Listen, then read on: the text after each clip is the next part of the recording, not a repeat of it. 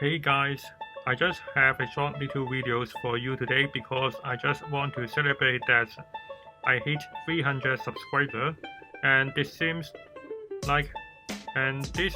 doesn't seem like a lot compared to other YouTubers, but I still appreciate every single one of you who has been taking time to click on my videos. My channel is all about the JavaScript because I think JavaScript is very powerful and you can be back-end programmers or front-end programmers with JavaScript.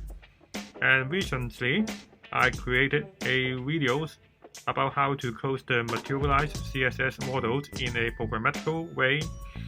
And I also have another playlist which about the Firestore and also pure JavaScript. So let's check it out. And in the future, I will continue to teach about the JavaScript and some JavaScript framework like React, React Native, or even Vue JS and Firebase.